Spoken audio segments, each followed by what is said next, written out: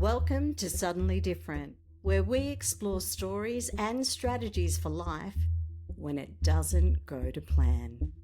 I'm Leigh-Anne Sharland, inviting you to join me on this journey. There are moments in life when everything you thought was solid dissolves. Your name, your reputation, your sense of safety. What happens when the world decides who you are without your permission?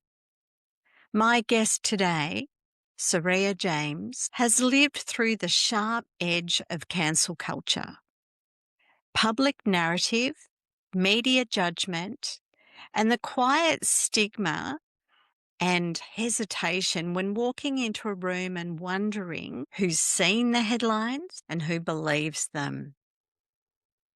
But that's not where the story begins. Of course it's not. There was life before the cancellation.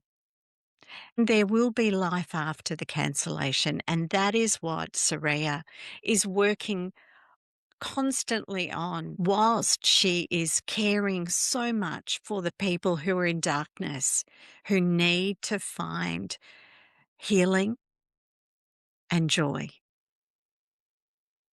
So beneath the public shaming, there was something deeper for Soreya. There's been addiction in her life.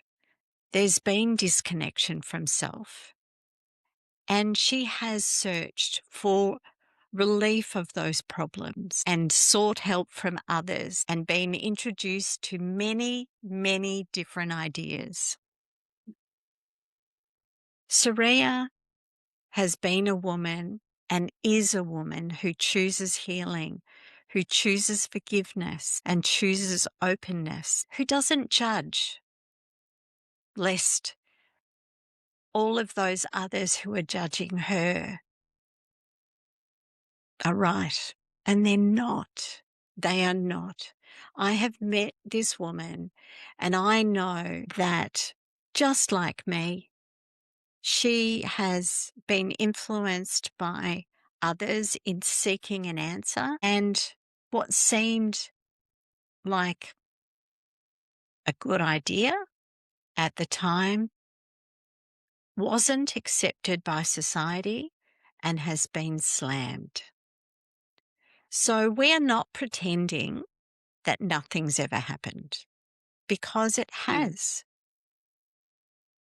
And Soreya has lived with that in her nervous system for the last 10 years. So we're going to talk about that, her identity under pressure, and what to do when the worst chapter becomes public and when you have to step back and then forward. And how do we recreate ourselves in a sovereign, strong, gentle person?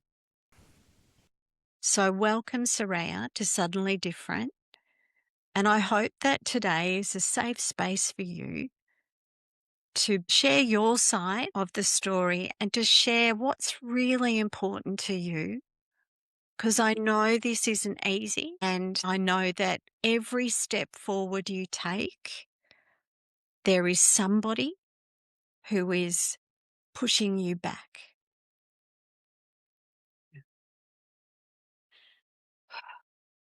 It's And you've got amazing this. how emotional I feel listening to your words and how connected I still feel to that time. You know, it feels like it was just yesterday because it's like you say, it's still in my nervous system.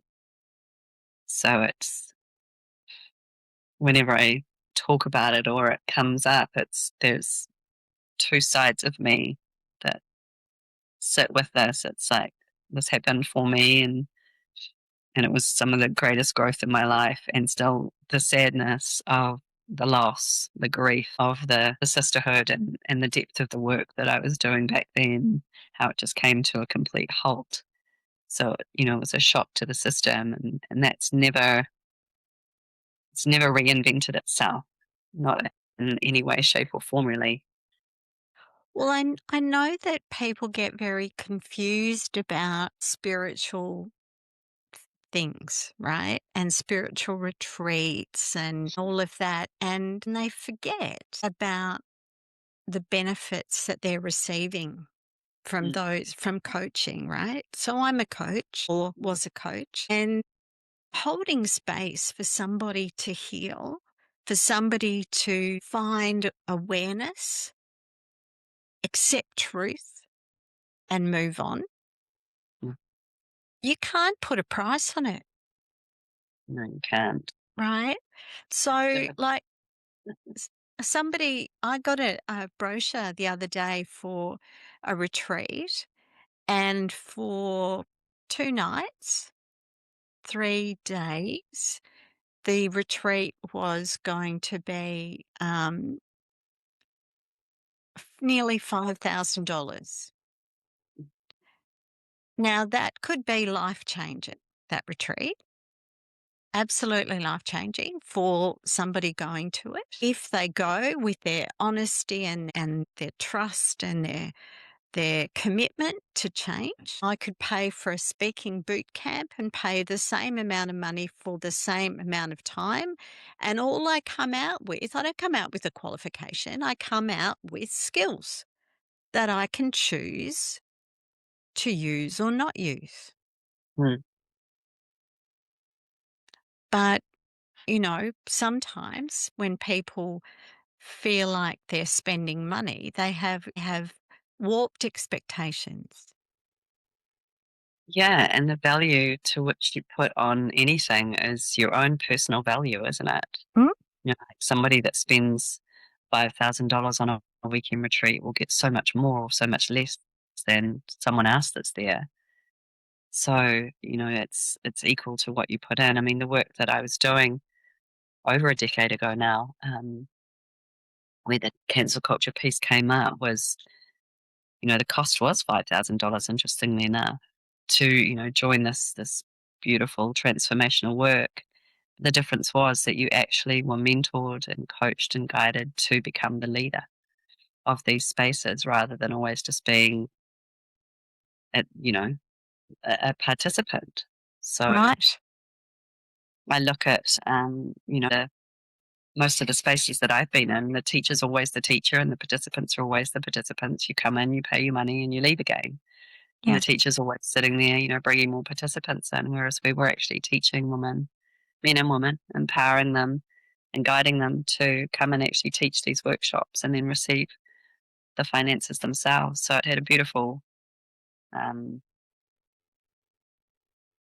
yeah, evolution to it. Yeah. And call it spiritual or not, but it didn't feel like spiritual work. It felt Yeah. it felt no different to the work that I'd done with Tony Robbins or with Brandon Bayes or with Joe Well, Dispenza. yep. It's just that I remain always the teacher. Yeah. So Uh, so the intention was to make them qualified and confident and experienced and competent to be the teacher. yeah, absolutely. Yeah. More how Yeah. women's work works, it's very circular as opposed to linear. Yeah. And, uh, yeah, it's just a shame. It's just a shame when somebody gets a hold of something like that and wants to bring it down because they don't understand it. Yeah. Yeah.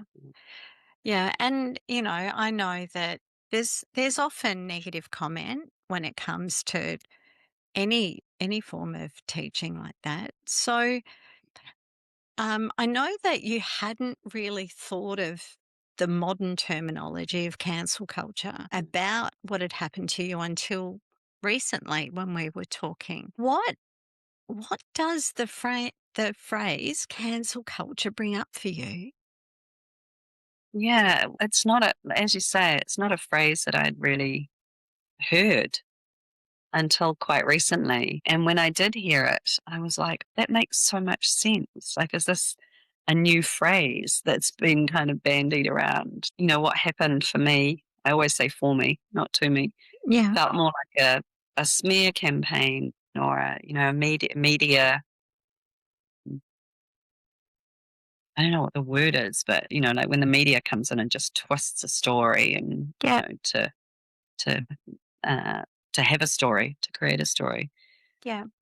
But in essence, it was cancelling the very culture with which we were creating amongst our global community. I mean,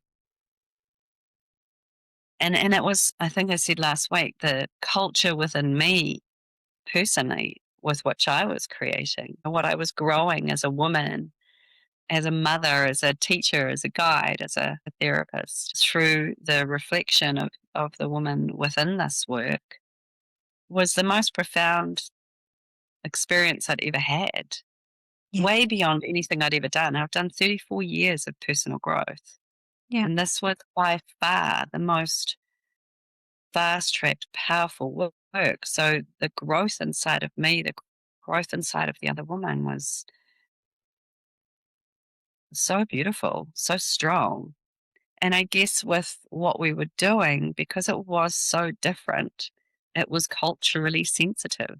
So that word can play out in different forms. We had a really beautiful culture within us Mm. as a collective. It was based on kindness and love and compassion and care for each other. And it Mm. just, the wording in the media got it really twisted all of that and, made it sound like what we were doing was just so wrong. So I Yeah. guess that is the cancel culture. It's like it cancelled out the truth of who we were and what we were creating. Yeah. And And you then, weren't alone in that. no, There were others. there were thousands, Yeah. thousands of women worldwide, men and women at the time, that, too got cancelled out. But for whatever reason, I got targeted as well as three other women, but I was the only one put up on the front page of the national paper. And of course, then that goes viral Yeah. and everything kind of snowballs from that. Yeah. And it never Yeah. goes away. It never goes away, ever. Yeah. Which Ever. is I mean, unfortunate. my lawyer tried to get name defamation. But it's just, it's $30,000 to do that. And at the end of the Yeah. day, I was like, look, I've done nothing wrong here Yeah. in terms of, what the media have said is not the full truth. Like, yes, I was a part of this work, but yeah, some of the things the media said, I was just like, wow. And that's the stuff that people read and then Yeah. So create that judgment on you. yeah. It's very funny, isn't it? How it's not funny at all, but I'm thinking about business, right? So, Mhm. business, depending on how you word it and how polished it appears and how grandiose it appears, I mean, business is selling a product or a service for an amount of money that is, set by the business selling, right? It's got nothing to do with the value of the proposition. It's what the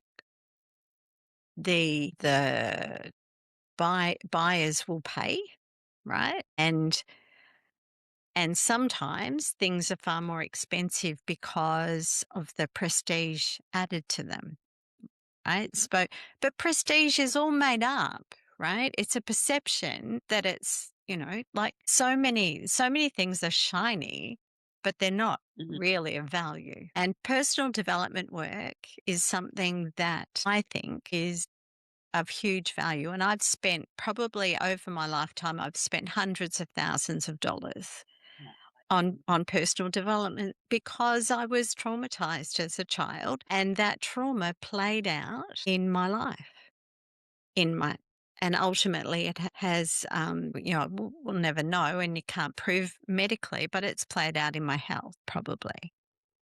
So when you think about humans with their stories, like I just said to you with my thing, do you think that we actually cancel ourselves? Not necessarily you canceling yourself, but I'm thinking about what holds us back as humans from being that leader or being that high paid person or having that successful business or all of those things. Do you think that like we run our own internal in our mind cancel culture. Absolutely. Absolutely. And I think there's several parts that play into that. You know, I'm a great believer of, and what I've written in my book is that we're all born with a core wound, and then we're all born with a destiny as well. And then there's life in between of how we can move from one towards the other. And I don't know about you, but some part of me believes that life is predestined. And that's not to say we don't have free will and have Mm, choice. But within that, it's, you know, life will create these different pathways for us. And we have to resolve within us to the point of whether we can actually take that pathway and take that next step in our evolution and move through the natural obstructions, whether that be physically, mentally, emotionally. And mm, that can come in so many different forms, you know, through our upbringing, through the family environment, through teachers and peers and mentors, through relationships. And then that just creates this sort of different layers of habits and patterns, and sometimes into sabotaging mechanisms and behaviors and addictions that prevent us from living the life that we're actually meant to. I mean, I've yeah. cancelled myself out many, many times. You know, we might call it the saboteur or the self sabotage. And then there's the sabotage that sits on top of each other. You know, it's like, oh, I wish I hadn't have done that. So it's like the judgment that creates more judgment, that creates more judgment, that they might have some shame and guilt attached. And it's just this ongoing internal slaughter that we do. And I think that's actually the worst cancelling that we can do is towards ourselves. Yeah. I mean, you know, the public eye are going to do it and people in your life are going to do it. But actually, if you take that on and allow that to be the truth and allow that to stop you from whatever it might be, then that's probably, you know, the most detrimental thing that comes from that. When I was the subject of, I don't want to say Yeah. victim, the subject of you know, that newspaper article that did go viral, I had several choices. I could have risen up above it and fought back and done a counter article, or did an interview. You know, I got offered to go on to 60 Minutes and do an interview. So I could have come back with deflection or some kind of, well, it almost felt like I'd have to have a fight on my hands. Yeah. And then the opposite was to surrender and humble myself. But then that's a much longer journey in a sense because it took me underground for many, many, many years Yes. and still plays out, like you said earlier on, in my nervous system of why is that person not very friendly towards me? I wonder if they might think that I'm that person that was written about 10 years ago. I wonder if they've seen that. I wonder if they've Googled my name, you know, and this, and Yes. it strengthens you. Well, yeah. And sometimes through lack of awareness, we can stay stuck, right? In Yeah. that in that self-imposed cancellation. And you could have gone on 60 Minutes, but you were at the hands of their edit, right? Which could have been their entertainment. Right? You were entertainment. You were entertainment, and so were the people who were allegedly your victims, allegedly. Right? So they were entertainment too, not realizing that they were doing that. And it is interesting watching the different movements of cancel culture. And now, I know that there have been some very bad people that have been highlighted when people have spoken up about sexual harassment and sexual abuse, and a culture that was more prevalent in the 70s with men over women. And I do not diminish the fact that those people have been had to be made accountable. But when we look at people who've been through the court of law and been found innocent, of any wrongdoing based on the law at the time of the action that was being taken.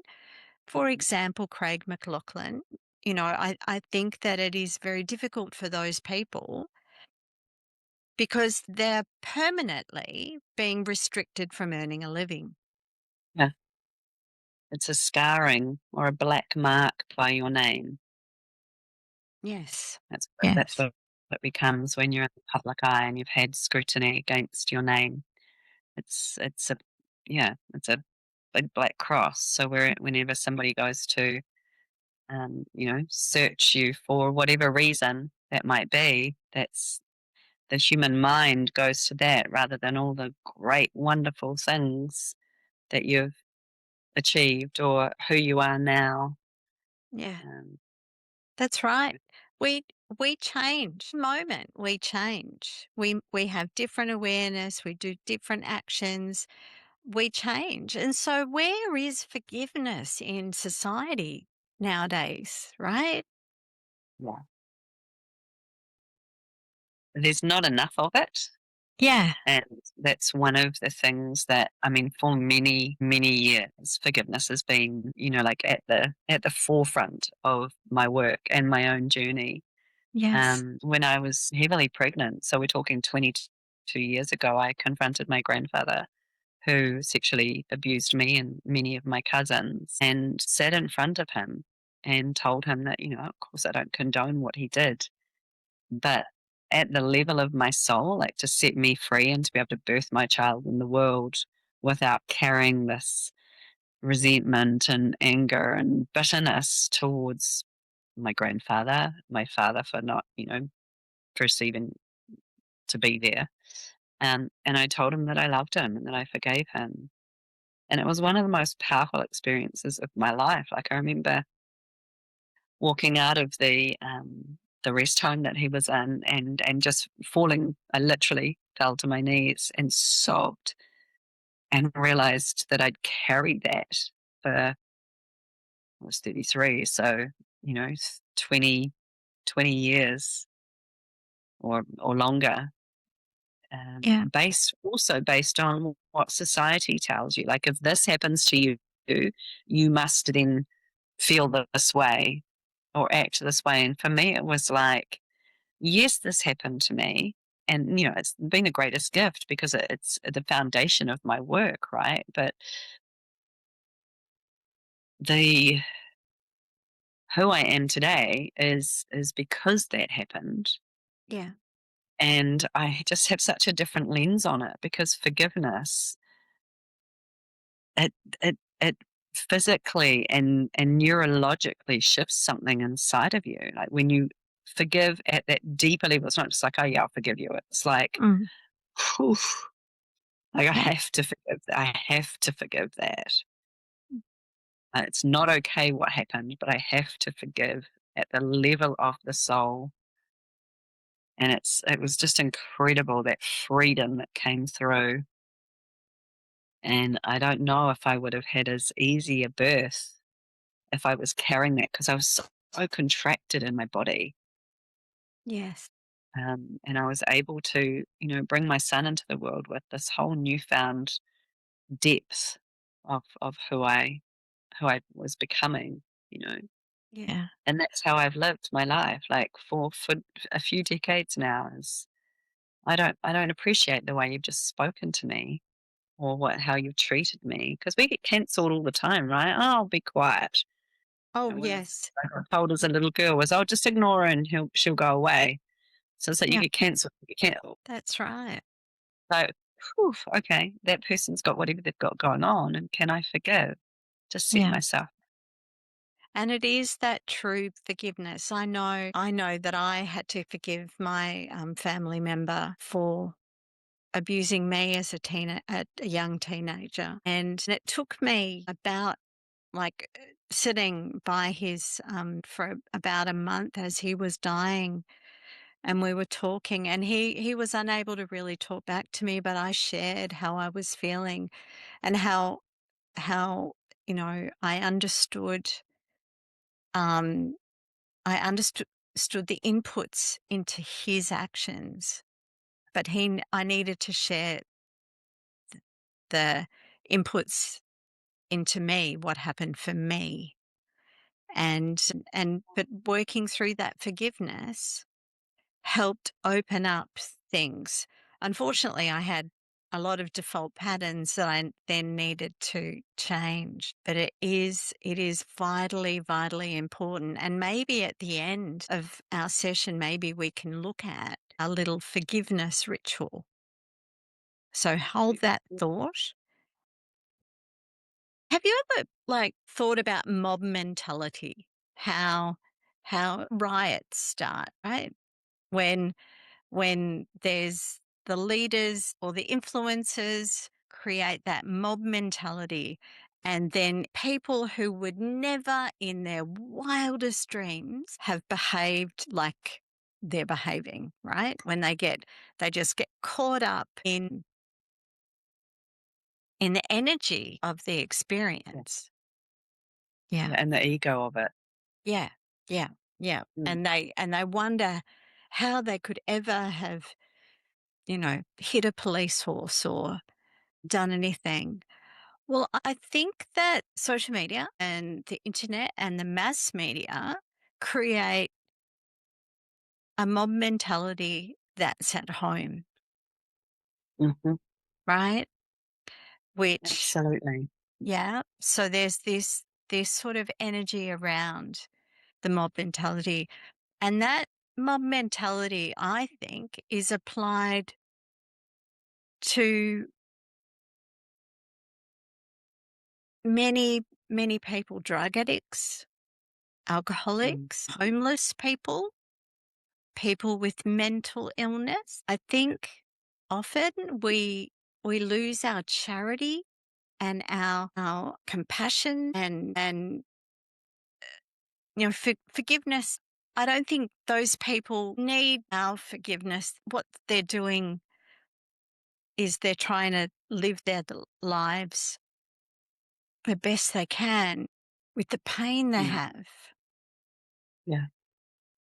Yeah, I had an example of this maybe a month or so ago where I was sent an article by a friend who, again, it was in one of the local papers, and it was Maori culture versus Hindu culture in our own country here in New Zealand, where the Hindu people were celebrating this beautiful day, at their temple, and another culture came in and protested against that and basically said, this is New Zealand, go home. And it just broke my heart. I thought, gosh, is this the world? Is this the country we live in? Is this the world that we live in, where our own Indigenous people are beating up on another Indigenous race? People that have come here to try and get away from their own cultural indifferences in their own country to start a new life. And they're just such beautiful people. Anyway, I put this article up on social media, which is not something I would normally do, but I just felt so compelled to and I put a really beautiful message around it, not making anyone wrong. Like didn't have any judgment around it. I was just like, wow, this is just, I'm so curious that this is happening. And it was, yeah, the message that I put had kind of it wasn't leaning in either way. It was just like, hey, people. And I had I think it was over 5,000 comments. Now, I've never had over sort of 50 comments on a post ever. And it was just this slaying, of all these different cultures that started coming in and having their say. And I just sat back and went, wow, that was impactful. But some of the comments that came at me were horrific. The difference is, to how I was maybe 10 years ago and how I am now, I just go, oh, you poor person. That you're sitting at home in front of your computer and you have so much anger and hatred inside of you that you would then project that onto someone you don't know, someone who actually has human kindness. And so I just left it alone and watched it unfold, going, wow. Something that I said's had this massive impact and brought people out of the woodwork. And I was like, oh, do I delete it? But I thought, no, I'll just let them have their say. And I think I put something up at one point and said, if you really knew me that the message was coming from such a kind place, and then there was this like, take your kindness and stick it where the sun don't shine. It was just this, oh, I'll just leave Oh, it alone. yeah. So I've learned over the years. I mean, I don't want to post on social media, but I also have a business, and Yes. I've learned over the years just to, if you're going to put something up, you have to be open for what is going to come your way because it's public property. And so Well, it yeah. strengthens your capacity to deal with whatever it is that's coming at you. Yes. Yes. Now, I know that you do really deep work with people with addictions. Would you like to share a little bit about the story that has brought you to that place and the depth that you've explained to me about walking beside those people and sitting with them and holding space for their own healing? Yeah, thank you. So it started with my own addictive nature. People have always said, you've got such an addictive personality. And it's like, yes, I do. And where's that driven from?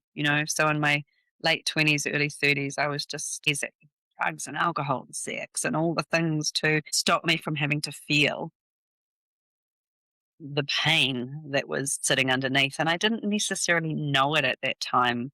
And so I had a very significant event happen that put me in hospital and had me really wake up. And that was in my late 20s. And I just felt like there was no one that understood what I'd actually really gone through, what I was battling. And so what sort of unfolded over the years of going through more training, more qualifications, more searching and seeking, and the quest was that if that happened for me, then how many other people are out there battling with their own demons that also don't have that person? They can go into clinical space, they could go into rehabilitation space, they could go into to see a psychiatrist or a psychologist or what have you, but who actually really deeply cares? And I naturally became that person. I can't even really tell you how. It just kind of unfolded over the years of I became that go-to person when people had exhausted all other options. They'd tried the counselling for years and the medication and all the things, and I'd receive a phone call and they would literally turn up on my doorstep and they would come into my home for immersion. So, I'd have these young women in my homes for 3 to sort of 7 days. And not just talking addiction, I'm talking about people that have really deep patterns of behavior, because everything is an addiction. Like when it goes beneath the layers of the subconscious mind, we can be addicted to self hatred. We can be addicted Yes. to food, to sex, to alcohol, to narcissists. Often people are addicted in their relationships through trauma bonding. So so I became this person that deeply, deeply cared about the human spirit and what was driving these patterns. And so I just found myself working with really interesting and beautiful people that were so lost and unlike many, consultants or practitioners where they have a rule book that dictates that you can't get close to your client, that you have to have certain boundaries and privileges and all the things in place. I was just like, no, I'm not doing it that way. And I've had such a beautiful success rate with the people that I've worked with because I hug them at the end of the day, and I hold their hand and I look deep into their eyes and I've cried with them. And that's what we need. We need human connection. We need someone to say, you know what, you are not an addict. You are Soreya and you have some substance abuse driven by a lack of X, Y, and Z. Let's address that. But you remain pure. And people don't hear that in the world of clinical therapy. That's the qualifications that I've spent years and years sort of trudging through and trying to understand the human mind is separating those two things out. We are pure love, pure light, pure consciousness. Now that's not some hippie stuff. That's the truth at the core of Yes. our being. Hmm. And then we have all of the different aspects and facets of the mind that take us into these um, behavioral offenses, if you like. We're offending towards ourselves or towards another person. So it's really separating those two out. Yeah. Um, Yeah. and I didn't experience that when I was taken to, specialists and clinicians and counselors. It was just like talk, talk, talk, talk, talk, unload, your childhood. For how many years do you have to sit in those offices while they look at their clock? And I was like, I'm not doing that with Mm. my clients. No. You can have me 24/7 for as long as you need until we pull the frickin' roots out of this thing. Yeah. And it Yeah. doesn't actually take that long. No. No. When someone is fully present with you, authentically Yes. caring, genuinely, not just taking their $250 check at the end of the session because, ACC has referred them, like that's the system.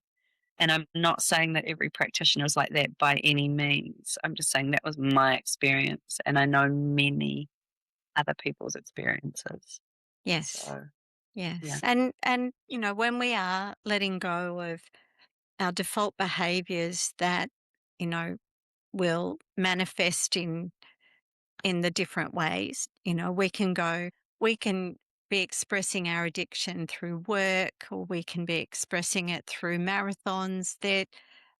There's socially acceptable ways of expressing it, as well as other ones. And then it is an element of self forgiveness and societal acceptance and compassion, because therefore I go the grace of God, or something like that.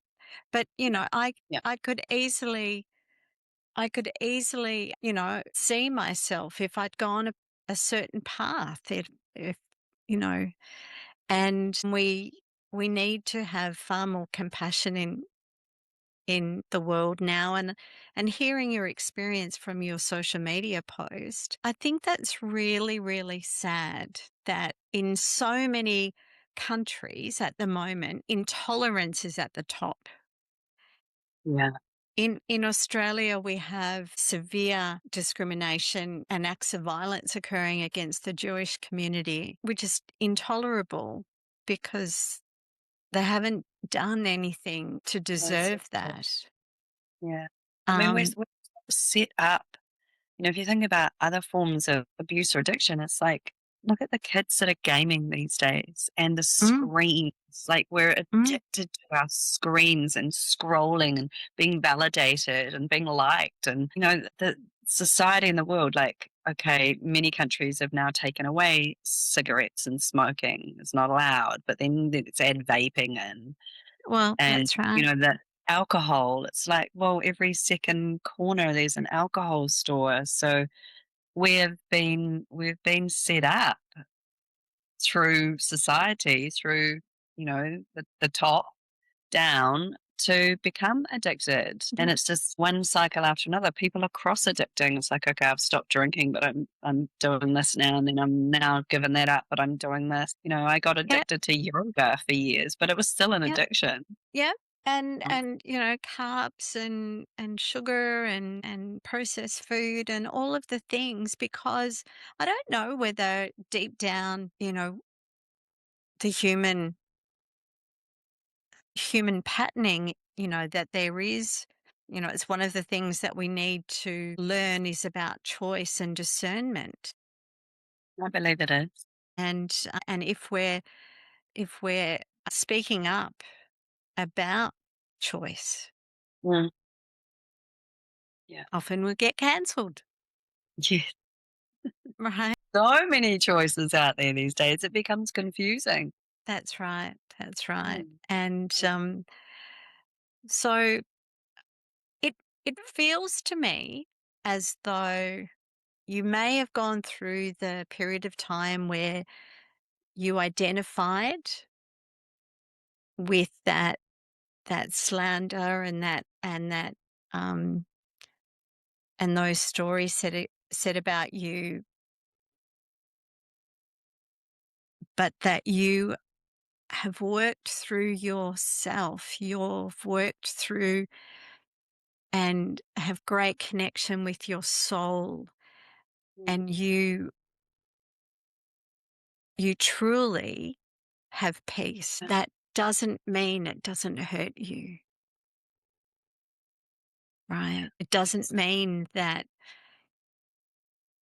the aspirations of whatever aspirations you had in your life, we grieve not having met those when we find something that is extraordinary.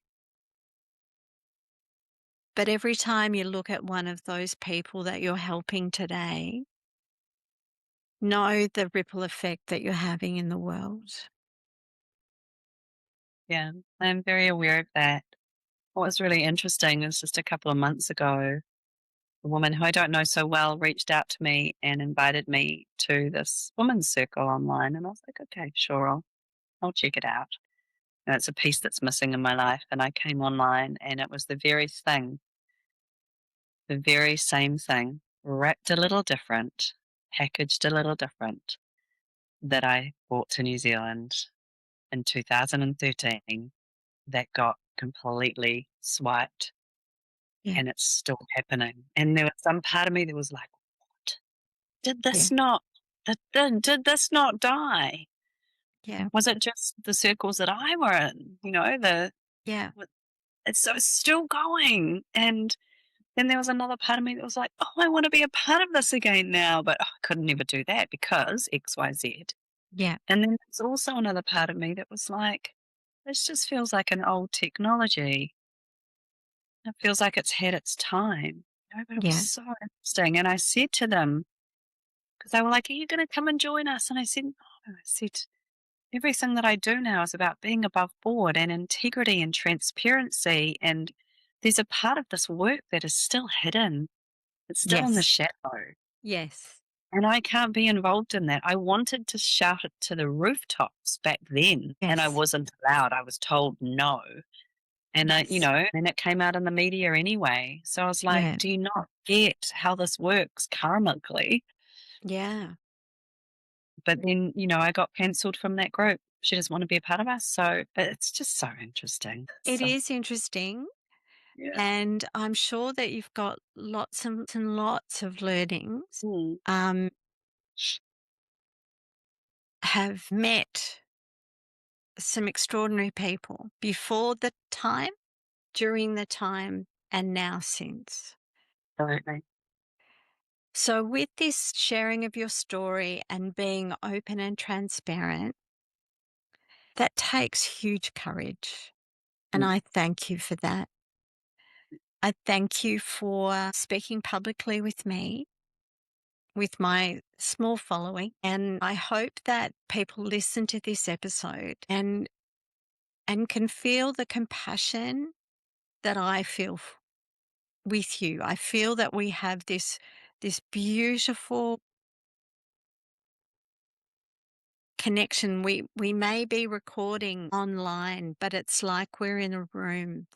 And I feel that we're both being embraced together and held by whatever whatever it is that the people listening believe in. The greatest part of that is embracing us all right now, to remember that the compassion, forgiveness, and honesty and transparency is so important. So if you were wanting to share something with someone from our audience that is listening today and has been involved in a group or has lost their way or just resonates with your story, what would you like to say to her or him?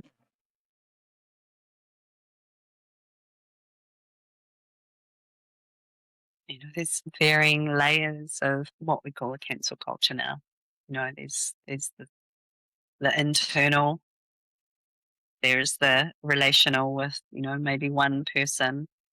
There may be something in your family constellation, or there may be something in your community, or it may be something greater still. or wherever and however that plays out, I truly believe now that it's for our greatest good. It was the most traumatizing, one of the most traumatizing things that ever happened to me, but one of the greatest gifts of my life. And that nothing that comes at us that is, trying to shut us down is actually happening to us. It's happening for us because it's actually meant to strengthen, it's meant to create more courage and more self love and compassion. Because when you really truly know who you are, that stuff doesn't touch you. You know, back then it was like, I've got some stuff to look at, you know? Whereas now, it's like someone will say something to me or something comes on social media and I'm just like, oh, really feel for that person. So I know who I am. So it's like continue to see it as a way for you to move and shift the obstructions to, it's almost like an excavation, like something comes at you and it excavates a little more, chips away to get to that beautiful level of your soul. To live a soul-led life, you have to be able to let stuff come at you and just be able to go, okay, okay, all right. And if it hurts, if it sticks, then it's yours. And that's what you've got to look at. That's the part. I love that saying. A teacher, Brandon Bays, used to say that if it sticks, it is yours. And if it doesn't, then it never was to begin with. Mm.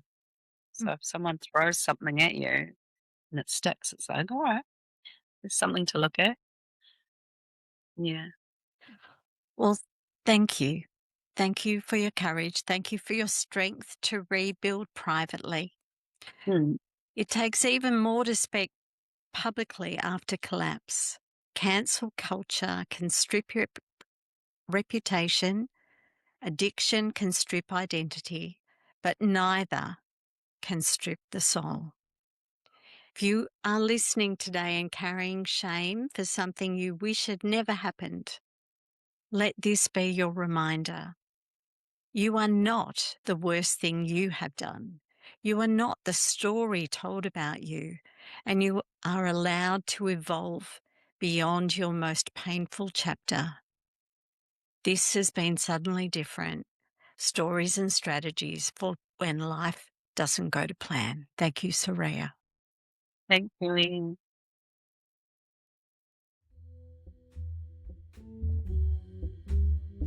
This has been Suddenly Different. I'm Leigh-Anne Sharland, and I'm so grateful you shared your time with me. If you felt a spark, a tear, or a moment of recognition, I hope you'll pass that gift along by sharing this show.